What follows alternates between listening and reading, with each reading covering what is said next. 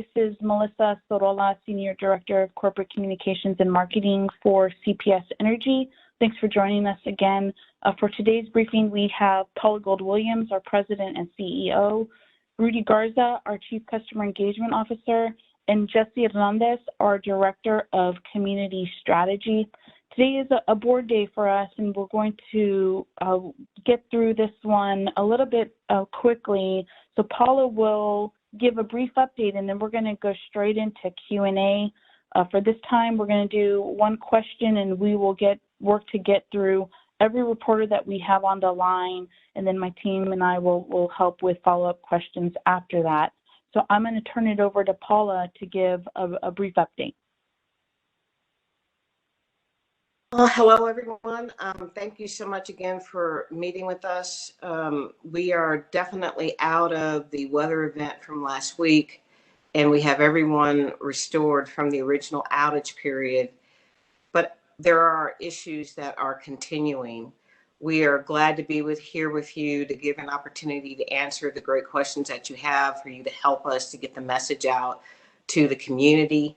We will have to make it short today because of the board meeting, but we will also have updates for the rest of the week.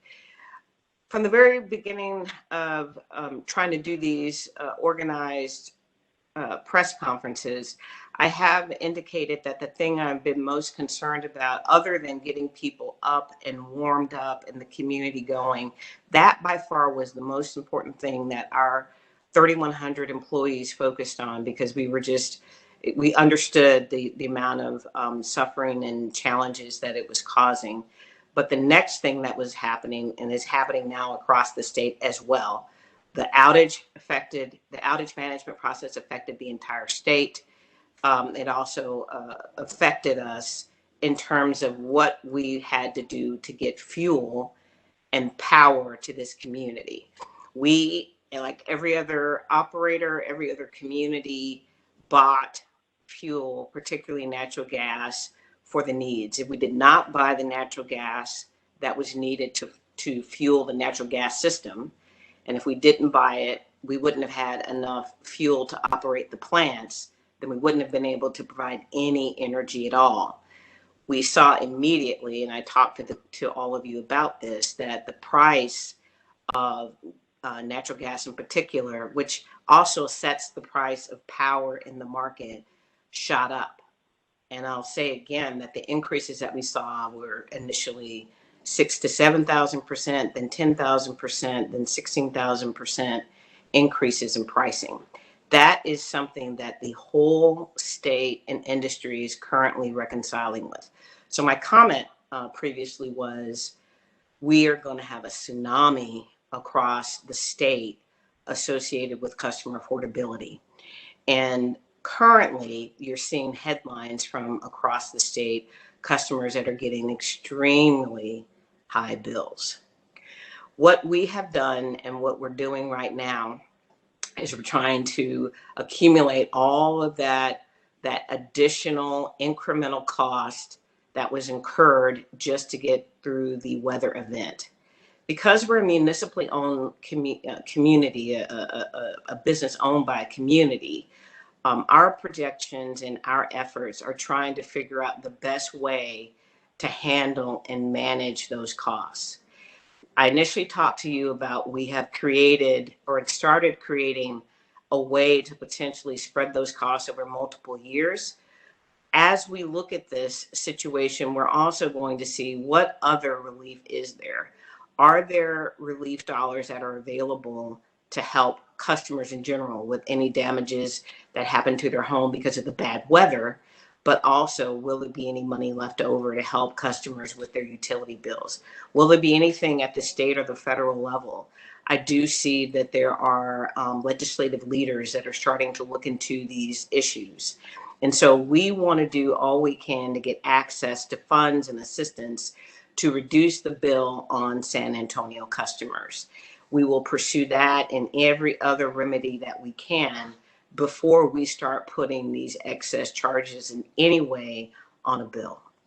We are, though, taking time now to look at that. And so This is going to take us, more time than I thought. I started looking at it with the team. The team's been looking at it from the very beginning when they started seeing the prices come up, but we don't have firm information yet, even on invoicing. So I had hoped today that I would give you all an estimate of the impact of San Antonio. We will not have it today, but we will continue to work on that all week long. Currently, the board is considering a special meeting within a week or two. So by that time, I believe we'll have more definitive information. That said, we will not be putting these extra costs on San Antonio customers' bills at this time. We're holding those extra charges for fuel and incremental power that we needed while we assess what are our opportunities to lower the cost for all customers, particularly those most hit by the outages that had to be taken. So that information is coming, but is not going to be available today. I will provide an update today, a recount of the event, a touch on some of these implications, but we will not be giving any total amounts or ranges today associated with that fuel cost and power cost. Additionally, we have basically held, late last week, we started holding bills. And what we're doing now, again, is looking at the entire database. We're looking at the customers that, again, were most affected by the outage and trying to figure out how can we help those customers in terms of billing, looking at the activity, seeing what the system did, and really trying to figure out how can we provide some additional relief and clarity about bills. So they are being held, they are not going out. We also have suppressed and stopped auto pay. We have heard from a few customers that are on auto pay and their power was up, or they had minimal issues that they want their auto pay to continue. We will work with any customer in any way they would like. But for the most part, we have cut them off, just trying to make sure that we can assess all of the bills and the implications, and again, try to figure out a way forward. We are holding those bills again so that we can do a thorough review of implication. It's a pretty complicated process, but it is not for anything else to give us more time to understand, to figure out a way forward. We will announce publicly when those bills start to come due, and then we will work with every single customer to answer questions that they may have. But again, we're looking for the customers that were most affected and looking for a way to try to be as helpful as possible. With that, I think I will turn it back over since we only have a short time because of the board meeting. So Melissa, will you take it back at this time? Yes, ma'am. Thank you, Paula. First, we'll go to Joey Palacios. Joey, thank you for joining us. You'll be unmuted now to ask your question. So I have a couple of questions that I wanted to ask. One, is there a way that we'll be able to see over time or over the course of the event where people lost power in the city, like specific maybe neighborhoods, specific areas? I mean, does CPS Energy retain that type of data to where these outages were happening across San Antonio? Joey, I'm sorry. We're only going to have to we'll try to circle back to see how fast we can go. I'm only going to be able to do this one for you. But again, the group will be available to answer afterwards, and we'll be back at it tomorrow. As far as the data is concerned, we don't have all those type of views currently, but we are trying to go in and look at billing currently right now to see those customers that were most affected. So keep working with us, and as we have more views and perspectives, I think at what you're asking for, we'll try to see what we have. But right now we're just looking at the most affected customers from a billing standpoint, and we're looking at their account detail. Thanks, Joey. Next, we'll go to Diego Mendoza Moyers. Diego, thank you for joining us. You'll be unmuted now to ask your question. Yeah, hey y'all, thanks for taking the time to do this. We saw Austin Energy issued a statement that noted that their customers which pay fixed rates are shielded from wholesale market prices or price spikes in their bills. So, can you just kind of explain why it's different for CPS, and can you just sort of explain, why CPS can't just send the bill to ERCOT as the mayor called for? Okay. Yes, Diego, thank you so much. I mean, we have a fixed plan for certain customers that have that. And while they are protected currently, the ongoing cost of fuel eventually has some level of true up in most of those plans. So some customers, even in San Antonio, have them. For the most part, we basically have a fuel factor that flows through for everyone. And then we spread those costs across our entire system. The system is, the bill that we're getting is from natural gas suppliers. They are not ERCOT bills. I know that they are, there's some power component, but the biggest piece of it are from a completely different group of entities where we're buying fuel and the commodity. As far as what's going to happen and how can we work with the suppliers, how can we work with ERCOT to get some additional relief, we're going to pursue both of them. But from the perspective of just sending them the bill, we're going to have to think about this collaboratively as a state, and this is a systemic issue that is bigger than everybody. And then trying to be creative to figure out what can we do to address everything, both on the supply side and on the power side. And we will stand and be tireless, working around the clock to think of additional solutions and work with everyone. How can we get relief from both ERCOT and the suppliers? Thanks, Diego. Next, we'll go to Brendan Gibbons.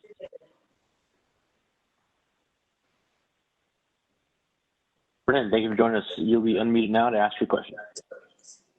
Hi, thanks for keeping up with these briefings. They're very helpful. I wanted to ask about last week, Paul, you told us about, kind of in the thick of things, you told us about the need to temporarily convert one of the 2 Spruce units to run on natural gas. And I'm just curious, what happened that required the need for that? Because I'm curious why you would have gone to a more, a fuel that was spiking in price at that time. I assume that you had to. Just hoping for an explanation. Thank you. Yeah, sure. And I will also say that in that special meeting that we'll have coming up over the next couple of weeks, we'll spend a whole lot more time kind of looking at our weatherization approach and different things that we have overall. But we had some issues with the unit too, and we weren't able to utilize the full environmental scrubbers and equipment that is required to be able to push coal through that unit. And that was an equipment issue. And so that's why we defaulted to gas in that case. We didn't get a whole lot of production out of the unit. When you're switching it and you're temporarily moving to gas, you get some output, maybe, not even 15% or so, but it was, it was something that we could do. But when we had the equipment problem, we couldn't actually utilize it as a coal unit. So it was more of an operational decision we had to make. Thanks, Brendan. Next, we'll go to Liz Ruiz.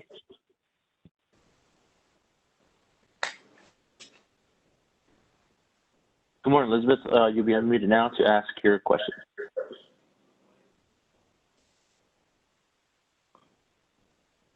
Elizabeth, you're unmuted now to ask your question. Looks like we're having audio issues, Melissa, with Elizabeth. Okay, we'll come back to Liz. We'll go to Dominic Walsh. Dominic, thank you for joining us. You'll be unmuted now to ask your question. Hey, thank you. So, CPS last week especially kind of pointed out that solar and wind generating units were impacted by the weather. At the time, CPS, really didn't mention this extra bit of context from ERCOT that wind actually outperformed ERCOT's expectations for the entire wind system, even with half of wind capacity offline. And as you just mentioned, CPS's own coal plants underperformed, but if you look at the FAQ section of the website, that is not mentioned. So first of all, can you go into some more detail about why the CPS coal plant underperformed? And also, why has CPS focused on renewable energy in a way that doesn't even include all the context? Thank you. So, Dominic, thank you so much for that question. I think one thing to keep in mind is, from the very beginning, again, we talked about there have been problems with every single technology. There isn't one that we didn't have some kind of equipment issue relative to weatherization or just operationally a problem. So we have actually talked about those challenges. And also, I would say that we've spent a lot of time talking about the price pressures associated with natural gas. While technically we could get more production out of natural gas systems, we also had the biggest experience relative to cost for natural gas. What we always say is every single technology has its benefit, and every single technology has its challenge, whether or not you're in a weather event or not. The renewables, both solar and wind, I've said also that they're not supposed to be producing at maximum levels in the winter. Outside of this event, those technologies don't perform when it's extremely cold and cloudy and the wind and the weather is poor. So relative to their ability to produce, they were closer to the levels that were projected, particularly wind. But wind had its own problems as well. There were instances of freezing wind farms, and blades on the infrastructure were freezing. And we hadn't really seen this before, where snow actually stuck on the solar panels. Particularly solar doesn't produce at the winter peak, whether or not there's a weather event. So the state's not relying on solar at this point in time. You get a better production over the summer period. Our perspective is we're going to talk about every single technology, and we're not blaming renewables over baseload generation, fossil fuels. Every single one in this cold weather event struggled. And the big struggle was, and the big headline isn't the technology, it's how cold it was for a long period of time. I think we have to have strong conversations about reliability and think about them not just on summer peak, where, oftentimes in Texas, that's where we were focused. We got to think about reliability all year long. I think every single technology we have needs to stay in the portfolio, provides an important piece of the solution. Now we're going to have to pay attention as a state to both summer and winter peak alike, and think about the optimization of those technologies. But if you really go back and look at all of my statements over the last week, you'll find that I've talked about issues in every single technology. So we'll continue to have a conversation. And again, we're supportive of solar, wind, but we're also supportive of fossil fuels because we needed them to move forward. We're going to have to figure out what technologies will work. And to ultimately get to fully being able to decarbonize and move to something that really works and we don't have to rely so much on fossil fuels, there's actually going to have to be a huge investment in innovation. And that's why our system, CPS Energy, has been focused on thinking about the future through our flexible path. So lots of conversations that happen in San Antonio, across the state and the nation. This was strikingly a call to conversations about every single technology we use today. Thank you. Thank you much, Dominic. Next, we'll go to Lauren Kendrick.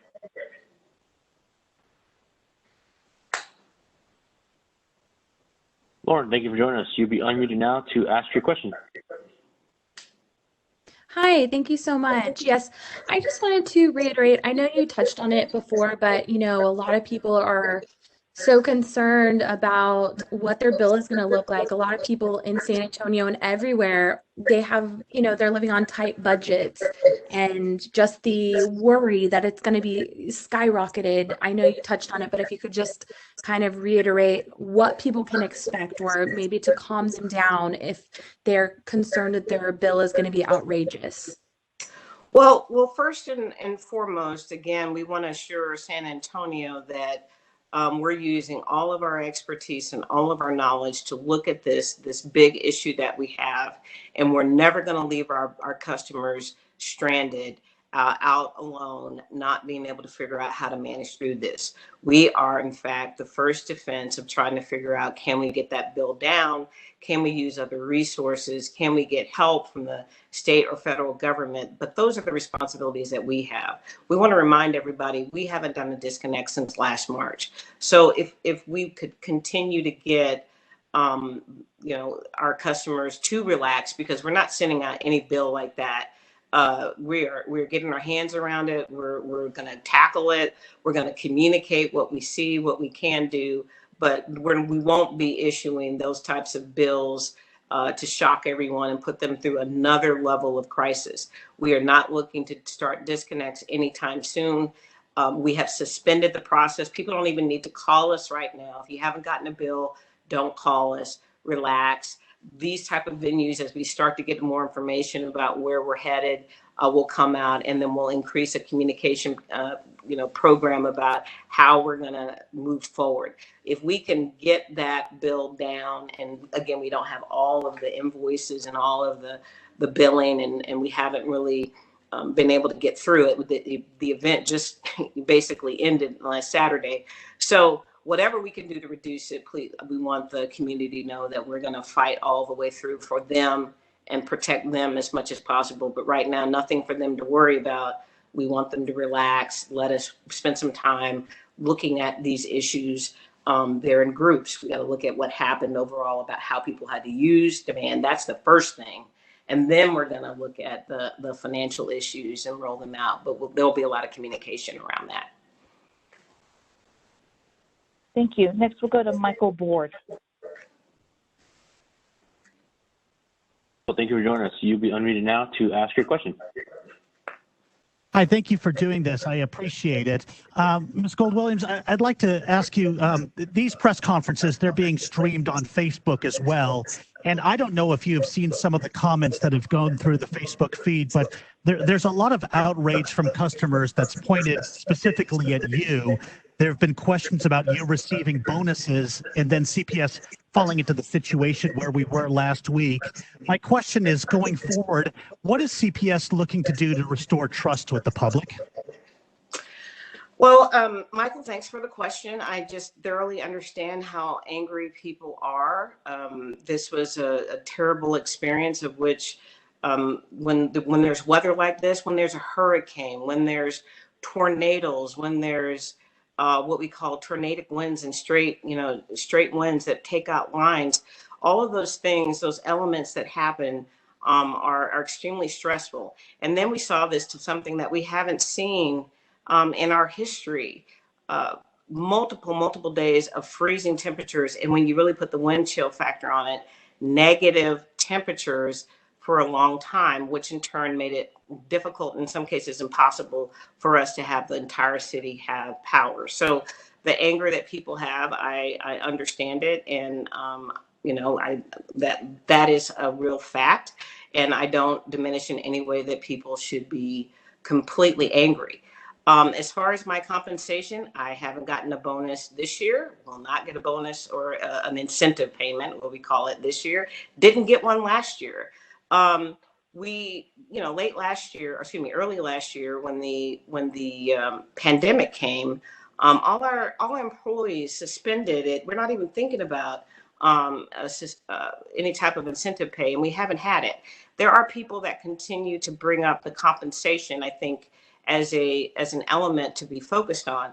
What we believe is that we need to be focused on providing energy and serving and connecting and finding solutions. So from this perspective, please know that all we're worried about is our customers. All we're worried about is trying to figure out a path forward and how to do better. So there's no discussion of incentive at this time. We'll go to Sanford Nowlin next. Thank you for joining us. You'll be unmuted now to ask your question. Now, I know you basically said that you don't want, or you don't anticipate sending out bills that will shock anyone. Is there any sort of window that you can give? I mean, are we looking at $10 extra a month? Are we looking at $5 extra a month? I mean, is there any sort of guidance you can give people in terms of what they might see, just so they can prepare? Sanford, great question. Unfortunately, we don't have that. I mean, look, I actually get that most customers say no dollars per month. And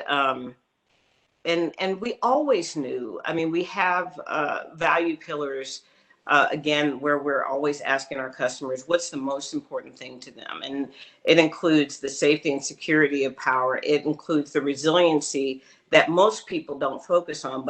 But now, as we see what it's like when the systems aren't as resilient as they need to, I think are going to be more important. And of course, it includes environmental responsibility. How can we produce power cleaner and decarbonize the grid? But I will tell you over and over and over again, people talk about keep my power reliable and keep my power affordable. And we that has never changed. And of course, these are the two big things that are the biggest issue. That said, we aren't done trying to figure out what the total is, let alone the different things that we can do in getting assistance to reduce the bill. So we don't have a number yet. And there's no point of anybody trying to budget for $10 or $1 or more dollars right now, because we just don't have a firm number. And again, it takes a while for entities to get you billing, to reconcile them, to figure out what all those numbers are. Usually it takes you a minimum of 30 days to have a clear picture of what's happened. So I don't have a time frame for you yet, but I easily believe that it's going to take us some time to get that. And relative to affordability, a lot of people don't want to, again, they don't want to pay $1. They don't want it even smoothed over, the years going forward.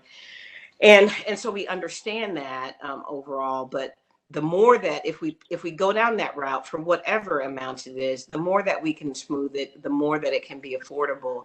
That's what we're looking at. In certain markets, as you may, many of you have seen, there isn't an ability to figure out those tools and utilize them. And so customers are getting thousands of dollars of bills currently. Our goal is to, again, use every financial tool, every negotiating tool, every partnership, everything we can to bring that number down. It's just too early since we just had the event last week. Thank you. Next, we'll go to Jay Avila. Jay, thank you for joining us. You'll be unmuted now to ask your question. But I think she probably got hit pretty hard by the mayor over the week. And so she was like, I just want to say San Antonio bills in the short term are not going to reflect any of this. We're holding those up. We'll announce when the bills go out that are affected by crisis. But right now we're holding them. And Jay, we're going to look for solutions. Jay, can you hear me? Oh, I think he might have been reporting back. Aid source. Jay, yeah, he might be reporting back. Okay. You know what? We'll go to Garrett Bringer next, and we'll come back to Jay. Garrett, thank you for joining us. You'll be unmuted now to ask your question. Good morning, Paula. I wanted to know, you mentioned you're going to look at to smooth out that total cost before it gets passed down to consumers for the rest of it. Could that possibly include CPS cash reserves? Do you guys have reserves available? If so, how much of that might be available? Yes, well, it'll include every tool we have. We have some cash reserves. We also have a commercial paper program that we're going to try to create some capacity on that.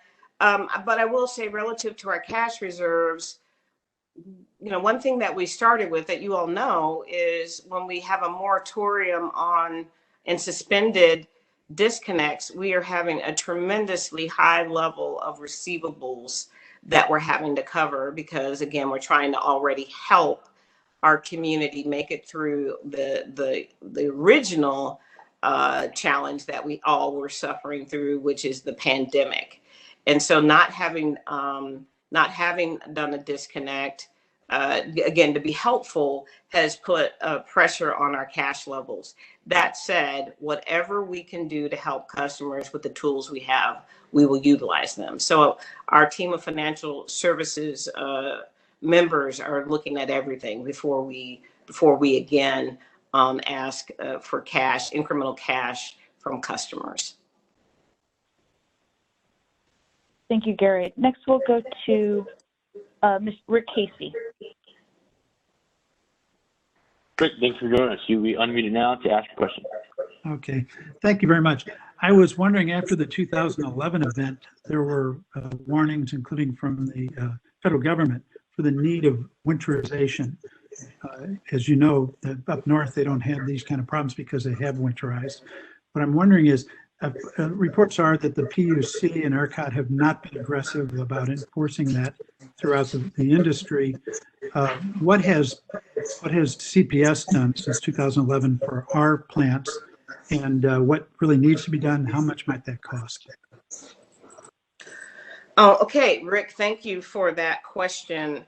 So in 2011, that was another another difficulty that the state saw, and there were some lessons learned that we went after as a utility here at CPS Energy. So from that time forward, we started practicing additional measures to insulate lines, particularly small lines above ground. We would try to insulate, wrap wire around as a coiling mechanism, around those lines, and then insulate them and try to make them stronger. We would also, again, do a lot of visual inspection, looking for potential vulnerabilities to it being very cold. So we did have procedures that we utilized. And I think relative to the 2011 event, if we had had the same exact event, I think you would have seen less issues for CPS Energy and less issues around the state. This event was much worse than 2011, even though we had some rolling outages in 2011. This was much worse because of it freezing, going way below freezing, staying at freezing day after day after day. So the compounding effect of never warming up over a 4 to 5 day period, and ultimately, just hitting the whole state at one time. This was also different than the 2011 event. In other words, there were days where South Texas was getting better and we were able to pull our capacity on, and vice versa. But you just had to move those resources around to cover for a much shorter time frame. In this case, when the blanket happened, and when you look at what happened across the state, usually you see, we're such a big state. Yes, there's an issue about being an island, but we're such a big state. Typically, we don't have a system that comes across the state fully. So I think even the measures that were initially identified as great for weatherization are going to have to be enhanced. And I think we're going to have to figure out how to do even more going forward. Now, typically what you would do is you would think about how could you take some lines underground, how could you create a housing or an enclosure around an exposed line that you have. You would also look at and work with all of your customers that you can to think about creating backup systems, particularly other businesses, SAWs, the city, other things that we could do that we could have backup power, pulling capacity for different operations offline so that all the power could go to residents. We haven't seen that type of conversation before, but I think this needs to be a very active conversation. We've talked about resiliency and what it means, and I think we're going to have to elevate this broadly across the state about how we can go there. Now, I don't have currently a full price tag on what that would either cost CPS Energy, the city, or the state, but I think you're going to start seeing a whole lot more conversation about it. Now, the last thing I'll say is, it may not seem like it, but Texas has a pretty low cost energy market. We have what we call a energy only market. The market does not pay for capacity, and the market currently doesn't say go out and create these extra measures to protect in the case of freezing, sustained bad weather, either hot or cold. And I just think that we're going to have a conversation across the state about what do we want to protect. I believe we want to protect lives and people's livelihoods. And so that could cost an uplift or a overall increase in price, but it would be, I think, much more manageable cost than what we're seeing now, where we weren't prepared as a state, where our system didn't incent the ability for us to think about building more capacity, building more resiliency, building more backup generation across our entire state and city. And so I think there's some huge conversations that are coming on, and then we'll figure out what can we pay for and how can we make it affordable for everyone. Thank you. We're going to try Jay Avila again. Adrian, if you could unmute Jay. Hey, can you leave him muted for just a minute? Sorry, Jay. We'll come right back to you. Hey, the other thing I would say is I just want to highlight now CPS Energy, it's been 11 years since we had a rate increase. Excuse me, we've only had one rate increase over 11 years, and the last one 7 years ago. What we've been doing is trying to squeeze out costs and again, be one of the lowest standard energy markets in Texas. And so we have been able to make certain investments in technology and improvements and work on weatherization. But we also, again, know that affordability is extremely important to our community. But we will add to the dialogue of the things that people want us to look at, what to do with coal, how fast to move away from it, how can we do more energy efficiency and conservation. We'll add these additional opportunities to improve the resiliency of our system. Those are going to cost dollars. But again, we're a low-cost city, an energy, and we're a low-cost state relative to energy, and that's kind of where we ended up with the systems we have. But we are very much open to having conversations about what the community really wants us to do going forward. I'm sorry, Jay. Can you? I'm totally ready to try to answer your question. Yes, ma'am. We'll unmute Jay now. Jay, will you be unmuted now to ask your question? Are facing some outrageous bills. Need to look for an expert. Looks like he's still doing some reporting. Okay, we'll go to Zach Hedrick, and this will be our last question before we go into some closing thoughts and updates from the team. So Zach? Zach, you'll be unmuted now to ask your question. Thank you so much for holding this. Ms. Gold-Williams, you mentioned that you have teams already looking at ways to try and absorb this cost so it doesn't get passed on to customers, looking at the state and federal level, but also internally.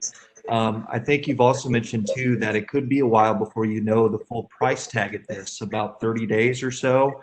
What do you tell our what do you tell your customers in the meantime in that intervening time period about whether or not they'll get a bill that's skyrocketed or not? What do you tell them in the meantime while you wait to figure out that price tag? Well, the biggest thing I'll say again is we're not sending those thousands of dollars bills out. So, we want them to know that we have stopped the billing at this time, stopped things like auto pay.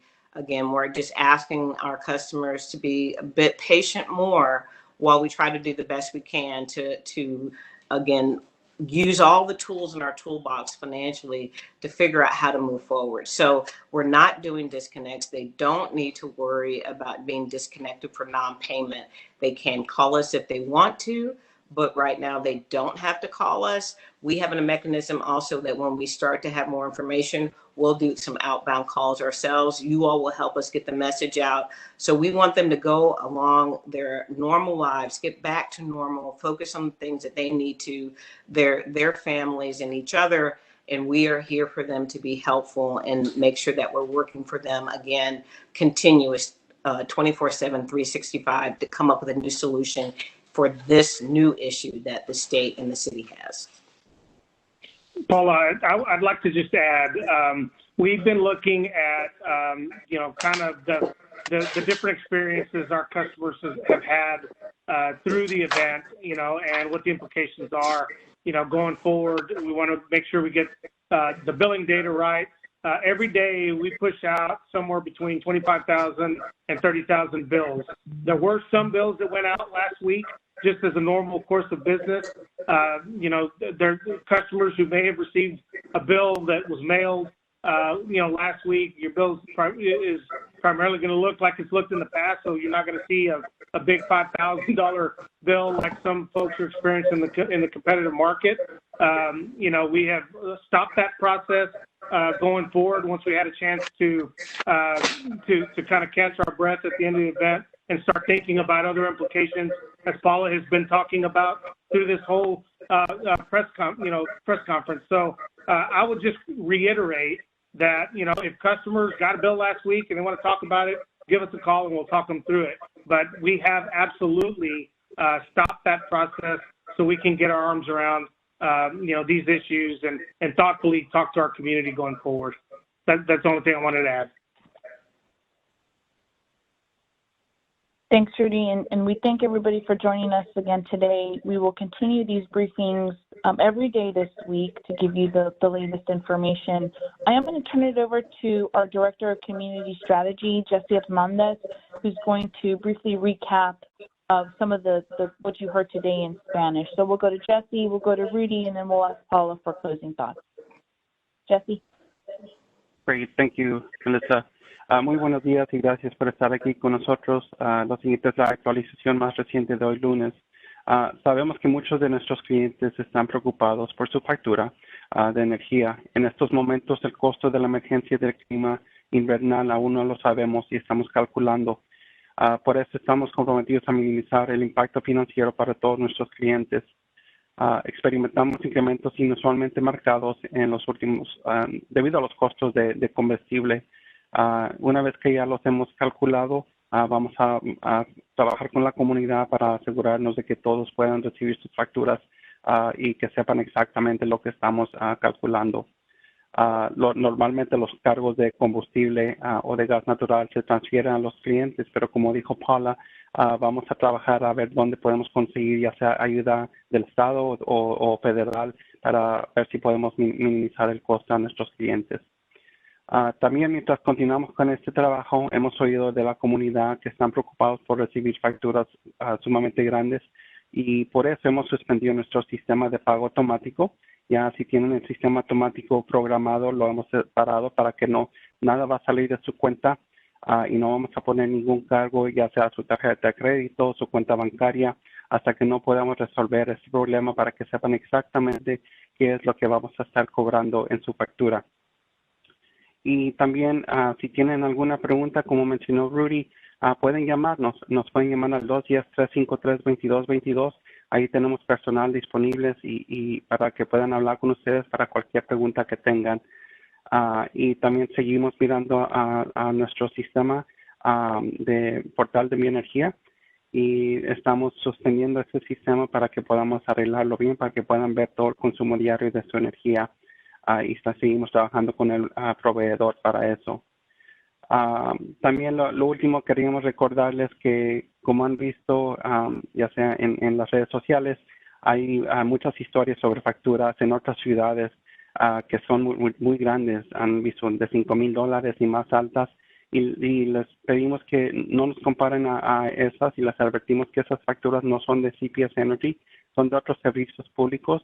Y hay muchas maneras diferentes de calcular esas facturas y por eso nos vamos a tomar nuestro tiempo para calcularlas de nosotros para que ya que las reciban, sí sean realmente las de aquí de CPS Energy de nuestra comunidad. Y nuevamente les damos las gracias por su tiempo. Si tienen alguna pregunta, por favor, háganos saber. Gracias. Thank you, Jesse. Rudy? I will be brief. A great question was asked earlier in the briefing today about how we rebuild trust with the community. The same people that were here before the event, paying attention to delivering energy and doing the best job we could do to be the community utility that everybody expects of us. The same people are here. We're going to earn your trust one conversation at a time. We're going to continue to show up when your power's out and get you restored and take your phone calls and talk to our partners. We've got a core team that has been making phone calls in the community as a result of the COVID pandemic that we're going to reconstitute to see how we can help the customers who are most impacted as a part of this particular event. There's a lot of resources that are already coming available out there, and we want to connect with our customers with those. So these conversations are going to happen one customer at a time, one briefing at a time. We're going to continue to sit here and answer every question that you have so that we can create clarity and continue to be the community-owned utility that San Antonio has come to know and love and trust. And we're going to win that trust back one conversation at a time. Thank you. Yeah, I'll go ahead and jump in and close for today. Thank you again. We will be having our board meeting for the month this afternoon. We will have a special meeting within the next couple of weeks, and we will keep you posted. Thank all of you for diligently making time for us and getting information.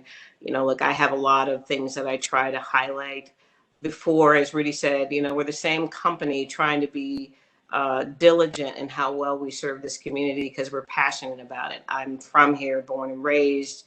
It means so much to me. It means so much to our employees. But I also, before the event, said that this is all about facts, figures, and finance. We want you to help us share the facts. We haven't had a lots of asks for our community. Our typical mode is what we can give and what we can do. We only had one rate increase in 11 years now, and that was 7 years ago. We understand the importance of reliability and the importance of affordability, and the facts are clear on that. The physics of energy is hard. Everybody conscientiously works to make sure that we are diversified, covered, trying to do all we can to get the most out of the investments that the community has made.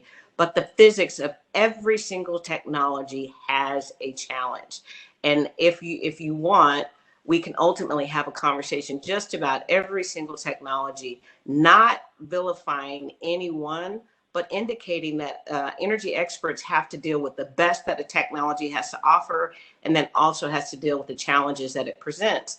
And there is no technology that we are dealing with, fossil baseload, renewables, storage, that doesn't have some type of constraint on how it's produced. Our responsibility is to make that transparent to all of you all, and we're going to tell the truth. We're going to explain the truth about technology, and we're going to be ready to have a conversation, not to villainize it, because every single technology has some great benefit, but we need to be honest. To build such systems that stay reliable and resilient, we need to be able to talk about, well, how do we handle the problem we have with this to offset it with some other technology? And that's also why we're bundling technologies now, trying to make them work. And then finance. And again, that's about how do we make it as affordable as possible. We have some of the lowest rates across the state, and that's not by chance. That's because we know how important affordability is for our customers. So thank you, and help us, please, for the benefit of customers who need more information, and not just to be made angry. We're not trying to make anyone angry. We're trying to help and get answers solved. And Rudy's right. One question at a time, one conversation at a time. We do understand our accountability. We are sorry again for what happened. We are ready and able to answer those questions, and again, try to do the best we can. Every utility in city and community is having some aftermath of this, but we will not give up until we can do the best we can for San Antonio. So thank you again for your time. I'll see you again tomorrow.